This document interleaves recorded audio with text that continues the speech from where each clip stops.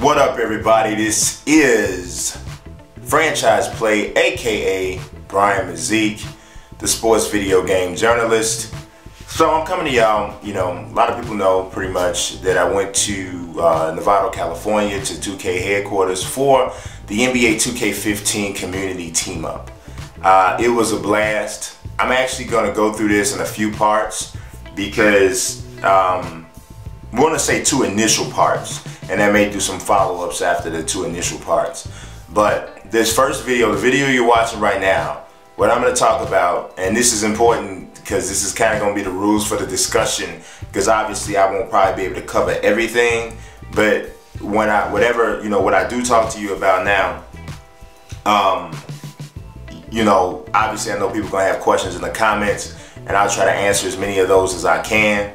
But you have to remember, what I'm going to tell you that we're going to talk about, that's pretty much all I can discuss. That's all I can, that's the only thing. If you ask me a question about anything else outside of what I'm about to talk about, I'm going to have to act like I ain't see your question. Not to be rude or nothing, but that's the way I'm going to do it. So check it out. We're going to talk about gameplay, graphics, presentation, animation, my league, and my GM. Pretty much what you guys already know about my team is pretty much all I know to talk about with you for the most part. You know what I'm saying? So, if more information comes out about that later on, we just have to wait and see what goes on with that. Talk to you a little bit about, really is nothing to talk about my career yet. So we gotta wait on that, see what happens with that. So it's nothing to talk about. So yeah, it's pretty much going to be those things right there. I'm not going to spend a lot of time on my team, so I'm going to talk about that early. Because with my team, y'all know I didn't play my team that much, right?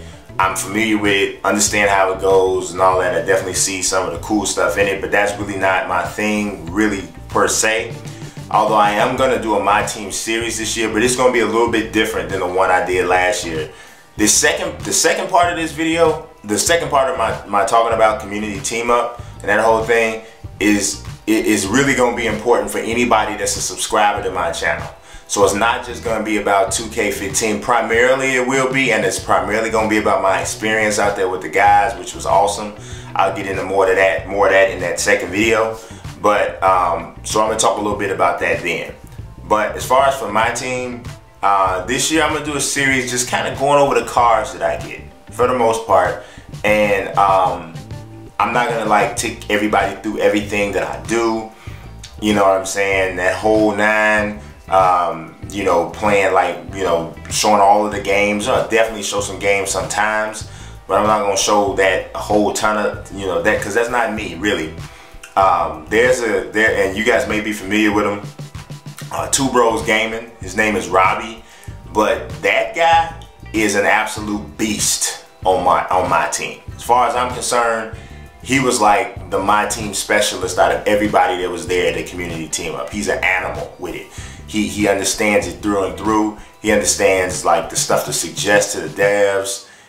Everything. The dude is absolutely a beast. If you guys really want to know the absolute scoop now and moving forward on my team, that's your man right there. I'll just totally tell you. For me, you guys know who I am. Franchise Play, and the reason why my name is Franchise Play is because I love franchise modes. So that's pretty much what I'm going to be on for the most part. I'm going to be on my GM and my league, and like I said, I'll do a little bit with my team, and of course, obviously, my career, I'm going to do that too. So we'll see what goes on with that moving forward. But so let's get into talking about some gameplay, and I'm not just going to single out Robbie. I'm going to talk about the other guys because we just all had a good time. I'm going to talk about the other guys in a second video, but this video I just want to keep it kind of talking about the core stuff that I observed in the game. So let's talk about gameplay, graphics, and presentation first. So one of the first things that stood out to me in terms of gameplay was the varying defensive AI. Now, let you know, some of you guys might not know or not, but 2K hired Mike Stauffer to handle their ratings and rosters and that whole thing. The cool thing about this guy being hired is I'm talking to him, right? And all while I'm talking to him, I'm like, me and this guy kind of think the exact same. Because you guys know I make the draft classes. I like to make custom rosters and all that. This is how he started. He came from the community. 2K hired him from the community to come in pretty much and do his thing. He's a beast. You understand me? He's a beast. Mad respect for him. Mad respect for the work he does, because I can kind of relate, because I, try to do it. Maybe not have as many tools as he has, but he's an animal. He's a straight up animal. He's a beast. So there's some new ratings in this year's game for players, and that might have a little bit to do with why we saw not as many guys with over 90 and all that kind of thing. You remember kind of that whole discussion about the ratings. So we got varying defensive AI, because one of the questions that came up, I can't remember if it was Spade or Shakedown that asked this question, but someone was saying, I think it was Spade. They were saying there's a lot of talk going on around about James Harden and how bad his defense is, right? So he was like, so how are we going to show that? How are you going to show that in the game, like a player like Harden, how he's not a good defender? Well, Mike was saying a lot of it's about defensive AI. So you got players who are not watching the ball, so they're reacting late on defensive rotations. They're not acknowledging their assignments as quickly, and you can actually see that in gameplay. Now, let me preface this, go back a little bit. Let me let you guys know this. We were not playing a final build. That's important for everybody to know. This was not a final build. So, we would hope that the good stuff sticks, but we would hope that some of the stuff that might have been a minus will go away. But I'll talk to you about whatever I felt was a little bit of a setback. But at this stage already, you can see the difference between guys' AI. I like to run with the Bulls. Y'all know Chi-Town forever. But so one of the reasons also I like to run with the Bulls is because the defensive rotation from the front court is very good. So you're gonna get guys coming into their area, defending it and protecting the rim. Noah, and now even with Gasol there, you got guys protecting the rim, and I love that. And you can feel the difference. I think I might have played like 6 or 7 games or something, or some part of 6 or 7 games, right? And you could really tell the difference when you play with good defensive teams and poor defensive teams. So I love the fact that you can see that defensive AI really kick in, right?